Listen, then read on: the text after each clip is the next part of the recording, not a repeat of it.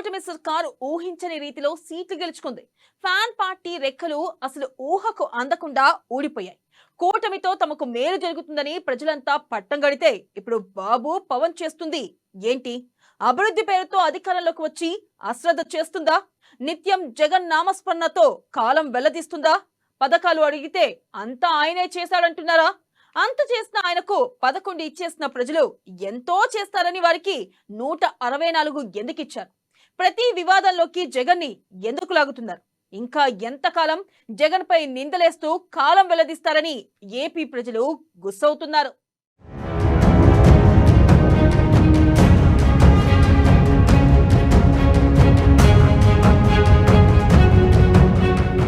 కూటమి ప్రభుత్వం మొదటి చెప్పిందేంటి? అధికారంలోకి రావటంతో చేస్తుందేమిటి? ప్రతిరోజు జగన్ని తిట్టడమే అధినేతల పనియేనా? పథకాలపై ప్రశ్నిస్తే దాట వేస్తున్న చంద్రబాబు పవన్.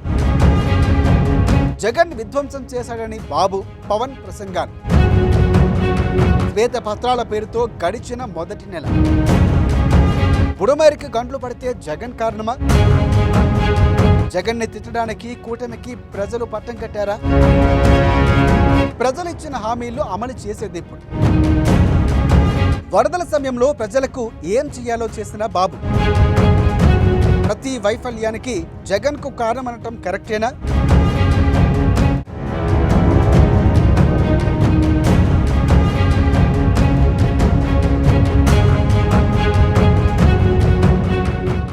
ఏపీలో చంద్రబాబు సారథ్యంలో ఎన్డీఏ సర్కారు ఏర్పడి 3 నెలలు కావస్తుంది.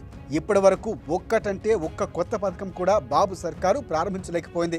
కానీ జగన్ 5 ఏళ్ల పాటు విధ్వంసం సృష్టించాడని, ఆ విధ్వంసాన్ని సరిదిద్దడానికి చాలా సమయం పడుతుందని ప్రతిరోజు చెప్తూనే ఉన్నారు బాబు పవన్.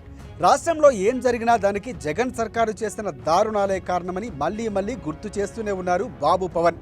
చెప్పిన మాటలే చెప్పి జనం బుర్రల్లోకి ఎక్కించడంలో సిద్ధహస్తులైనారు చంద్రబాబు. అదే పాత టెక్నిక్ని మళ్ళీ జనంపై ప్రయోగిస్తున్నారు ఆయన. శ్వేత పత్రాల పేరుతో జగన్ సర్కారు చేసిన అరాచకాలను చెప్పుకుంటూ మొదటి నెలంతా గడిపేశారు ప్రభుత్వం.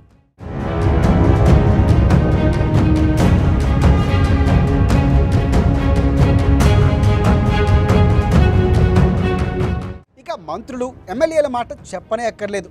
అధినాయకుడు ఏం చెప్పారో ఏం చేశారో దాన్ని తూచా తప్పకుండా అమలు చేసే మంత్రులు ఎమ్మెల్యేలు బాబు పవన్ కంటే వేగంగానే ఓడిపోయి ఇంటికి వెళ్ళిపోయిన జగన్ని ఇంకా తిట్టిపోస్తూనే ఉన్నారు.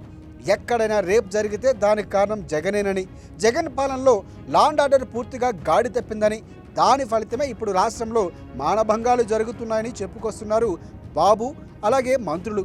బుడమేరికి గంటలు పడి బెజవాడ మునిగిపోతే దానికి కారణం కూడా జగనే అంటున్నారు. మళ్ళీ పాత పాటే అందుకున్నారు టీడీపీ జనసేన నేతలు.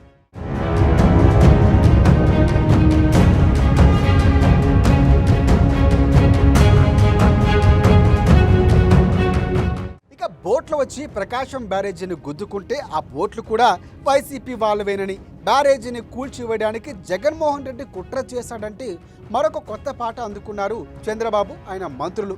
కొత్త పథకాలు ఎందుకు అమలు చేయలేకపోతున్నారు అని ఎవరైనా ప్రశ్నిస్తే జగన్ ఆర్థిక వ్యవస్థను మొత్తం కూడా చిన్నాభిన్నం చేసేశారని, అందువల్లే రూపాయి అప్పు పుట్టడం లేదని, కొత్త పథకాలు ప్రారంభించలేకపోతున్నామంటూ కవర్ చేస్తున్నారు టీడీపీ నేతలు.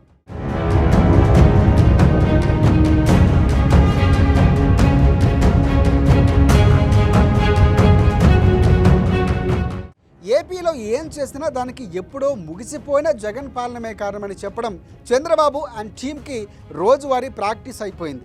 కానీ ఇక్కడ టీడీపీ జనసేన నేతలు ఒకటి మర్చిపోతున్నారు.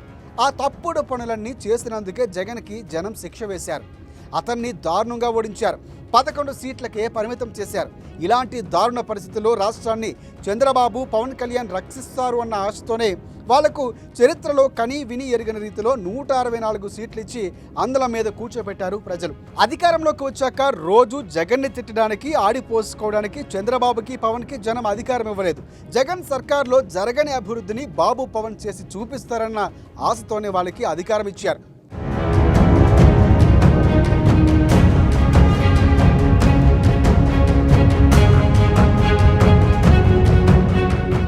జగన్ని జనమే శిక్షించిన తర్వాత ఇప్పుడు 3 నెలల వరకు చంద్రబాబు పవన్ కళ్యాణ్ జగన్ నామస్మరణ చేయడం ఎంతవరకు సబబు?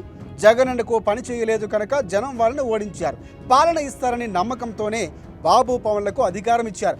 ఇప్పుడు వీళ్ళిద్దరూ ప్రజల నమ్మకాన్ని నిలబెట్టాలి, ప్రజలకు ఇచ్చిన హామీలు అమలు చేయాలి తప్ప ఓడిపోయిన జగన్మోహన్ రెడ్డి రోజు తిడుతూ కూర్చుంటే అభివృద్ధి జరుగుతుందా? కానీ ఇప్పుడున్న పరిస్థితుల్లో జగన్ని నిత్యం తిడుతూ డ్యామేజ్ చేస్తూ అది ఒక నిత్య కార్యక్రమంలా కొనసాగిస్తూ ఈ 5 ఏళ్ళు ఏమి చేయకుండా కాలం గడిపేయడమే చంద్రబాబు పవన్ కళ్యాణ్ల వ్యూహంగా కనిపిస్తోంది.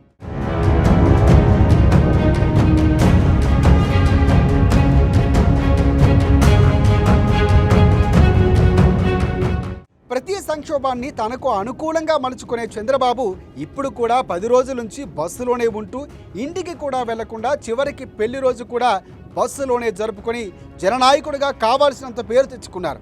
బెజవాడ వరదల్లో సర్వం పోగొట్టుకున్న వాళ్ళకి చేయగలిగినంత చేశారు కూడా, దాన్ని కూడా కాదనలేం. అయితే చేయాల్సింది కూడా చాలానే ఉంది. చంద్రబాబు ఇవన్నీ వదిలేసి ప్రతి వైఫల్యానికి ప్రతి సంఘటనకి జగన్మోహన్ రెడ్డి కారణమంటూ గొంతు ఎత్తి అరిస్తే మొదట్లో వినడానికి బాగానే ఉంటుంది, ఆ తర్వాత పూర్తిగా రివర్స్ అవుతుందన్నది రాజకీయ విశ్లేషకుల మాట.